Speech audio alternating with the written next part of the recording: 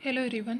आज की क्लास में हम लोग पढ़ने वाले इकोसिस्टम के बारे में। जैसे कि पिछले वीडियो क्लास में हमने पढ़ा था इकोलॉजी क्या है, जीव और पर्यावरण। ठीक है, जीव और पर्यावरण के बीच के संबंधों को हमने क्या कहा था, इकोलॉजी कहा था। तो आज की क्लास में हम पढ़ेंगे इकोसिस्टम क्या है, उसकी डेफिनेशन, उसके प्रकार, उसकी कंपोनेंट। तो सबसे पहले हम देखते हैं इकोसिस्टम होता क्या है। आप सब लोग जानते हो कि जीवधारी मीन्स प्लांट और एनिमल और निर्जीव परिस्थितियाँ एक दूसरे पर डिपेंड करती है और दोनों ही मिलकर क्या होता है, एक परमानेंट सिस्टम का निर्माण करेंगे। अब ये जो सिस्टम बन रहा है उसे हम क्या कहेंगे, इकोसिस्टम। तो ये बनता कैसे इकोसिस्टम, इकोसिस्टम है क्या, इसी के बारे में हमें आज की क्लास में देखना है। तो अजैविक और जैविक घटकों के बीच में जो एक रिलेशन होता है, जिस वातावरण में हम रह रहे हैं, इसमें दो प्रकार के फैक्टर्स पाए जाते हैं, एक अजैविक और दूसरा जैविक। अब इन दोनों के बीच में एक रिलेशन बनता है जिसे हम क्या कहते हैं, इकोसिस्टम। तो हम इकोसिस्टम क्या है इसी के बारे में आज की क्लास में देखेंगे। तो आइए हम स्टार्ट करते हैं, इकोसिस्टम क्या है। ओके, तो सबसे पहले हम इकोसिस्टम की परिभाषा देखेंगे, उसके बाद उसके प्रकार देखेंगे। तो ये जो इकोसिस्टम वर्ड होता है, सबसे पहले इकोसिस्टम की जो खोज की थी वो एजी टेंसले नामक वैज्ञानिक थे, जिन्होंने सन 1935 में इकोसिस्टम वर्ड की खोज की। तो इन्होंने क्या बताया, इन्होंने कहा कि सभी अजैविक और जैविक घटकों के पूर्ण समन्वय से बनी एक प्रणाली होती है। वातावरण के जैविक और अजैविक घटकों के बीच जो होता है, जीव और वातावरण की अंतरक्रियाओं के द्वारा बने सिस्टम को हम क्या कहते हैं, इकोसिस्टम कहते हैं। आइए हम इसे समझते हैं। हम सब लोग जानते हैं, हम जिस पर्यावरण में रहते हैं वहाँ पे जीवित और अजीवित दोनों प्रकार के फैक्टर पाए जाते हैं और दोनों क्या होते हैं, एक दूसरे से रिलेटेड होते हैं। मीन्स जैविक और अजैविक दोनों घटक एक दूसरे के बिना नहीं रह सकते। जैविक घटक जितने भी होते हैं वो सब अजैविक घटक पर डिपेंड होते हैं, तभी वो अपना जीवन यापन कर सकते हैं। तो ये जो सिस्टम होता है, ये सिस्टम क्या कहलाता है, ये कहलाता है इकोसिस्टम कहलाता है। अगर हम इसकी परिभाषा देखें तो कोई भी ऐसी इकाई जिसमें किसी विशेष क्षेत्र विशेष में रहने वाले सभी जीव भौतिक वातावरण के साथ एक रिलेशन रखते हैं, मतलब भौतिक वातावरण के साथ एक अंतःक्रिया करते हैं कि उनके बीच ऊर्जा स्थानांतरण के द्वारा एक ट्रॉपिक लेवल बायोडाइवर्सिटी और जैविक अजैविक अवयवों के बीच में जो होता है एक साइकिल हमें देखने के लिए मिलती है। तो ये जो साइकिल हमें देखने के लिए मिलती है वो क्या कहलाती है, इकोसिस्टम कहलाती है। और सबसे पहले इकोसिस्टम की खोज अगर जिसने की, उनका नाम है एजी टेंसनले। सन 1935 में इन्होंने इकोसिस्टम वर्ड की खोज की। ठीक है, तो हम इसके, ये तो हो गई परिभाषा। अब देखते हैं कि अजैविक और जैविक के बीच में ऐसा कौन सा रिलेशन होता है। जैसे जैविक मीन्स वे सभी जीव जिसमें जीवन यापन होता है, जिसमें जीवन पाया जाता है, और अजैविक मीन्स जैसे कि उसमें जिसमें जीवन नहीं होता। हम सब जानते हैं, प्लांट या मनुष्य की बात करें, बिना वाटर के रह सकते हैं क्या, नहीं। वाटर क्या होता है, एक अजैविक घटक है, क्योंकि पानी में जीवन नहीं पाया जाता, वो एक अजैविक घटक है। लेकिन जितने भी जीवित जीव हैं बिना पानी के जीवित नहीं रह सकते। उसी तरह अगर हम सनलाइट की बात करें तो सनलाइट क्या होता है, एक अजैविक घटक है, प्रकाश। लेकिन बिना प्रकाश के पेड़ पौधे प्रकाश संश्लेषण कर पाएंगे क्या, नहीं कर पाएंगे। प्रकाश संश्लेषण होगा पेड़ पौधों में, तभी वो क्या करेंगे, अपना भोजन स्वयं बना पाएंगे। और अपना भोजन अगर वो बना पाते हैं तो ही क्या होता है, हमें भोजन प्राप्त होगा, उनके द्वारा फूड हमें प्राप्त होता है।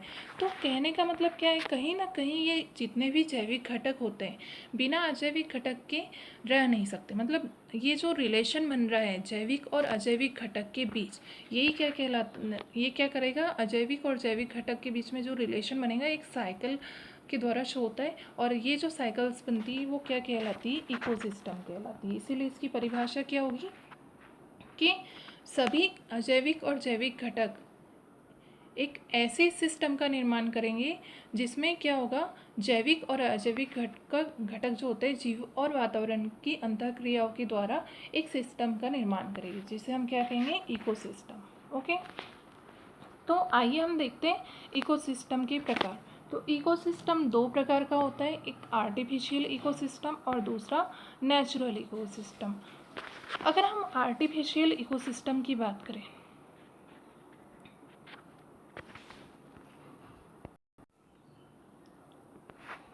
अगर हम इकोसिस्टम की बात करें, अगर इसके हम टाइप्स देख रहे हैं, टाइप्स ऑफ इकोसिस्टम, तो ये दो प्रकार का होता है, नेचुरल इकोसिस्टम और दूसरा आर्टिफिशियल इकोसिस्टम। नेचुरल जो होता है प्राकृतिक होता है, प्रकृति के द्वारा बना हुआ होता है, ये दो प्रकार का होता है, एक एक्वेटिक इकोसिस्टम, दूसरा टेरेस्ट्रियल इकोसिस्टम। अगर हम एक्वेटिक को देखें तो ये दो प्रकार का होगा, fresh water ecosystem, marine ecosystem. Okay, अगर हम टेरेस्ट्रियल की बात करें तो ये भी तीन प्रकार का होता है, ग्रासलैंड, डिजर्ट, फॉरेस्ट इकोसिस्टम। तो ये सबसे पहले देखते हैं हम कि नेचुरल इकोसिस्टम होता क्या है।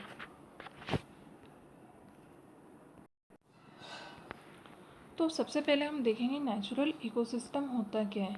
तो इसका अध्ययन, जो नेचुरल इकोसिस्टम होता है, इसका अध्ययन प्राकृतिक अवस्था में किया जाता है और मनुष्य का इसमें कोई हाथ नहीं होता, मतलब मनुष्य का इसमें कोई हाथ नहीं होगा। ठीक है, इसमें अगर हम देखें तो ये कितने प्रकार का होता है, ये जो होता है दो प्रकार का होता है। ठीक है, एक टेरेस्ट्रियल इकोसिस्टम।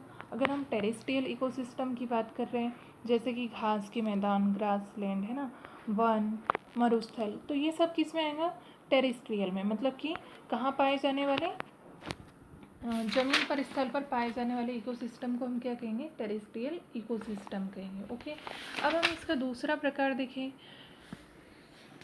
Aquatic ecosystem. अगर एक्वेटिक इकोसिस्टम को हम देखें तो ये क्या कहलाता है, एक प्रकार का जलीय इकोसिस्टम कहलाएगा। क्या कहलाएगा, जलीय इकोसिस्टम। ये इकोसिस्टम जो होता है, जो जल में विकसित होता है, ये इसे जो है ये दो भागों में बांटा हुआ है। पहला फ्रेश वाटर इकोसिस्टम।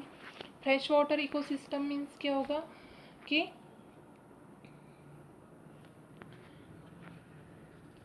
बहते हुए जल, नदी या जो तालाब में कलेक्ट हुआ पानी होता है, वो गड्ढे या झील में पाए जाने वाला जो इकोसिस्टम होता है, वो क्या कहलाएगा, एक्वेटिक इकोसिस्टम। मतलब कि ताजे पानी में, बहते हुए पानी में पाया जाने वाला इकोसिस्टम क्या कहलाएगा, फ्रेश वाटर इकोसिस्टम। ओके, अगर हम दूसरा इकोसिस्टम देखें इसमें, तो मरीन इकोसिस्टम होता है। मरीन इकोसिस्टम मीन्स जो समुद्र में पाया जाता है, महासमुद्र में पाया जाता है, उसे हम मरीन इकोसिस्टम कहेंगे। तो जैसे कि तो ये हो गए इसके कुछ प्रकार। कितने प्रकार का हुआ ये, दो प्रकार का। ठीक है, एक टेरेस्ट्रियल, दूसरा एक्वेटिक इकोसिस्टम। टेरेस्ट्रियल मीन्स जैसे कि घास के मैदान में, वन में, मरुस्थल में, पहाड़ी भागों में पाए जाने वाला। और एक्वेटिक इकोसिस्टम की बात करें तो ये दो प्रकार का होगा, फ्रेश वाटर इकोसिस्टम और दूसरा मरीन इकोसिस्टम। ओके, अब दूसरे इस पे आते हैं, हम दूसरा इसकी बात करते हैं, तो वो होता है आर्टिफिशियल इकोसिस्टम। अगर हम आर्टिफिशियल इकोसिस्टम की बात कर रहे हैं, तो इस प्रकार के इकोसिस्टम का निर्माण जो होता है मनुष्य अपने स्वयं के ही द्वारा, मतलब मनुष्य जो होता है अपने स्वयं के कार्यों के द्वारा इसका निर्माण करता है। इसे मानव निर्मित पारिस्थितिक तंत्र या अंतरिक्ष में पाए जाने वाले पारिस्थितिक तंत्र या एक्वेरियम, ये सारी चीज़ें इससे तैयार की जाती है। या फिर क्रॉपलैंड गार्डन्स जो मनुष्य के द्वारा बनाए जाते हैं, वो इकोसिस्टम किस में आएंगे, आर्टिफिशियल इकोसिस्टम में आते हैं। ओके, तो ये हो गए इसके कुछ प्रकार, टाइप्स ऑफ इकोसिस्टम की। इसके बाद की क्लास में, इसके बाद में हम देखेंगे structure and function of ecosystem, मतलब पारिस्थितिक तंत्र की संरचना और कार्य के बारे में देखेंगे। ओके, अगर हम इसके स्ट्रक्चर और कंपोनेंट्स की संरचना के बारे में देखें, तो पारिस्थितिक तंत्र जो होता है ये दो प्रकार का होता है, एक तो बायोटिक, दूसरा अबायोटिक। अगर इसे देखें तो ये दो प्रकार का होता है। ठीक है, बायोटिक, अबायोटिक और बायोटिक। अबायोटिक मीन्स अजैविक घटक होते हैं। ठीक है, और बायोटिक मीन्स जैविक घटक होते हैं। अबायोटिक में जो होते हैं ऑर्गेनिक कंपोनेंट आएगा। ठीक है, इनऑर्गेनिक कंपोनेंट आते हैं और क्लाइमेट कंपोनेंट आएंगे। और बायोटिक कंपोनेंट्स में प्रोड्यूसर, कंज्यूमर और डिकम्पोजर। तो ये हम देखते हैं किस प्रकार का होता है। आइए,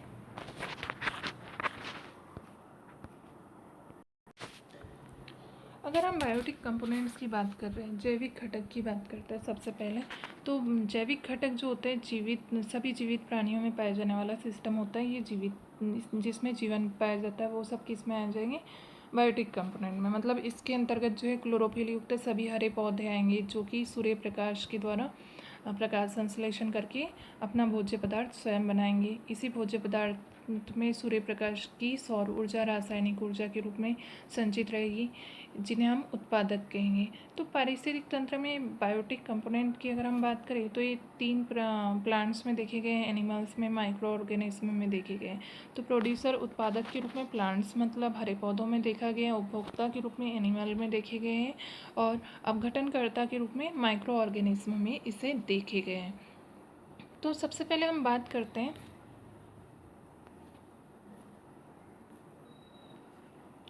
उत्पादक की। तो उत्पादक क्या होते हैं?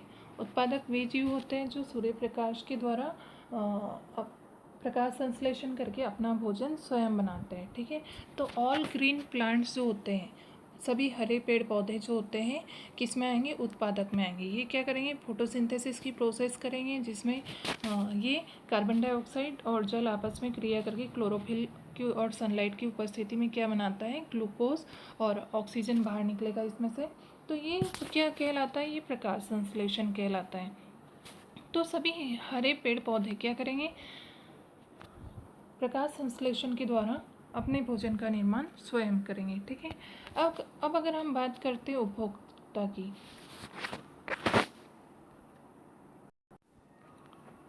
दूसरा प्रकार जो होता है उपभोक्ता होता है। अगर हम उपभोक्ता की बात करें तो ये 3 प्रकार का होता है: प्राथमिक उपभोक्ता, द्वितीयक उपभोक्ता और तृतीयक उपभोक्ता। उपभोक्ता में वो सारे जीव आएंगे जो हरे पौधों से अपना भोजन प्राप्त करेंगे। इन्हें 3 भागों में बांटा गया है: प्राइमरी, सेकेंडरी। ठीक है, तो प्राथमिक उपभोक्ता को अगर हम देखें तो ये वो जीव होते हैं जो वनस्पति के द्वारा अपना भोजन प्राप्त करते हैं, वनस्पति खा के अपना जीवन यापन करते हैं, मतलब कि शुद्ध शाकाहारी होते हैं, जैसे कि भेड़, बकरी, घोड़ा। इसके बाद आता है द्वितीयक उपभोक्ता। द्वितीयक उपभोक्ता में वे जीव आएंगे जो अपना भोजन शाकाहारी जंतु मतलब कि प्राथमिक उपभोक्ता से प्राप्त करेंगे। तो ये जो जीव होते हैं द्वितीयक उपभोक्ता, वो शाकाहारी भी होते हैं और मांसाहारी भी होते हैं, जैसे कि भेड़िया, मोर, लोमड़ी। अब हम बात करते हैं तृतीयक उपभोक्ता की। तो ये जो जीव होते हैं तृतीयक उपभोक्ता, वो सर्वोच्च मांसाहारी होते हैं। इसमें वे जीव आएंगे जो केवल मांस के द्वारा ही, मांस को ही खा के अपना जीवन यापन व्यतीत करते हैं, जैसे बाघ, चीता। ये सर्वोच्च मांसाहारी कहलाएंगे। अब तीसरा जो प्रकार होता है वो होता है अपघटक, डिकम्पोजर। तो इसमें सारे माइक्रो ऑर्गेनिज्म आएंगे, जैसे कि इस वर्ग में जो मुख्य रूप से जीवाणुओं और पौधों को रखा गया है। वैसे तो जो मरे हुए उपभोक्ता होते हैं, जो जैसे उपभोक्ता में हमने 3 प्रकार के उपभोक्ता देखे, जब वो मर जाते हैं तो मरने के बाद क्या होते हैं? ये साधारण भौतिक तत्वों में बदल जाता है, जो फिर से वातावरण में मिल जाएंगे, जिन्हें पूर्ण रूप से हरे पौधे अवशोषित करके सूर्य के प्रकाश में भोजन के रूप में परिवर्तित कर देता है। तो ये क्या कहलाता है? अपघटक कहलाता है। जैसे कि बैक्टीरिया, फंजाई, है ना। तो ये हो गए हमारे कितने बायोटिक और अबायोटिक प्रकार। ठीक है, बायोटिक मीन्स जिसमें जीवन नहीं होता, जिसमें जीवन नहीं पाया जाता। जैसे कि ये कितने प्रकार के होंगे अबायोटिक? एक क्लाइमेट प्रकार का, जैसे कि पानी, ताप, प्रकाश, आर्द्रता। दूसरा इनऑर्गेनिक होंगे। इनऑर्गेनिक में भी 2 प्रकार के तत्व, 3 प्रकार के तत्व होंगे। मैक्रो मतलब कि महापोषक तत्व, जैसे carbon, hydrogen, oxygen, nitrogen, phosphorus, calcium, magnesium. इसके अलावा सूक्ष्म पोषक तत्व, जैसे कि जिंक, मैग्नीज, कॉपर, बोरॉन।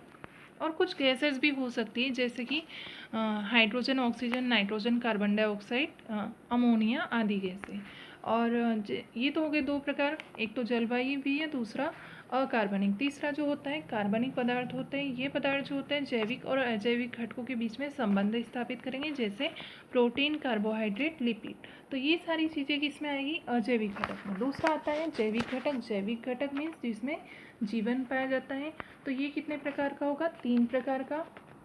पहला तो उत्पादक, जो सूर्य प्रकाश के द्वारा अपना भोजन स्वयं बनाएंगे। सूर्य प्रकाश के द्वारा प्रकाश संश्लेषण करके अपना भोजन स्वयं बनाता है, जैसे घास, हरे घास। ठीक है, सभी प्रकार के हरे पेड़ पौधे, बीज, फल, पौधे, है ना। और दूसरा होता है उपभोक्ता, उपभोक्ता 3 प्रकार के होंगे, प्राथमिक, द्वितीयक और तृतीयक। जैसे घास, घास को कौन खाता है? बकरी। तो बकरी किस में आ जाएगी? प्राथमिक उपभोक्ता में। बकरी को कौन खाता है? भेड़िया। भेड़िया किस में आ जाएगा? द्वितीयक उपभोक्ता में।